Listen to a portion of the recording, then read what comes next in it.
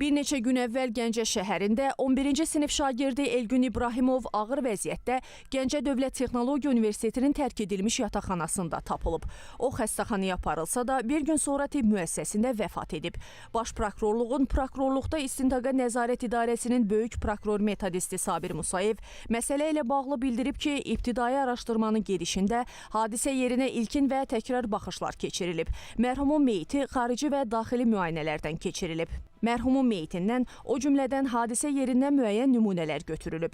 Həmin nümunələr üzrə çoxsaylı ekspertizalar təyin edilərək aidiyyəti üzrə göndərilib. Bundan başqa, hadisə yerinə yaxın intervalda yerləşən ictimai iaşə obyektlərində quraşdırılmış müşahidə kameralarından, eyni zamanda təhlükəsizlik kameralarından müəyyən görüntülər götürülüb.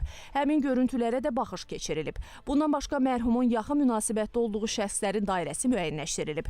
O, İTV-yə açıqlamasında belə qeyd edib. Sabir Musayevin sözlərinə görə iş və məktəb yoldaşları, o cümlədən yaxınları, dostları, qohumları və digər şəxslər şahid qismində istintaqa cəlb edilərək onların da dindirilməsi təmin edilib. Eyni zamanda hadisə barədə əlavə məlumatların əldə edilməsi, mövcud məlumatların yoxlanılması və dəqiqləşdirilməsi istiqamətində də əməliyyat qurumlarına da çoxsaylı əməliyyat tapşırıqları və sorğular verilib. Qurum rəsmisi cəmiyyətə çağırış da edib. Biz buradan da açıq çağırış edirik. Kiminsə əsaslı versiyası varsa, çəkinmədən prokurorluğa müraciət edib, həmin versiyanı və onun əsaslandığı sənədləri, dəlilləri, sübutları təqdim edə bilər. Bunda narahatlıq doğuran bir məsələ yoxdur. Əsas narahatlıq doğuran məsələ dəqiqləşdirilməmiş məlumatların yayılmasıdır. Xatırladaq ki, 18 yaşlı gənc Gəncə şəhərində yerləşən 34 saylı məktəbin 11-ci sinif şagirdiymiş. O bir neçə gün öncə buraxılış imtahanından yüksək nəticə göstərib.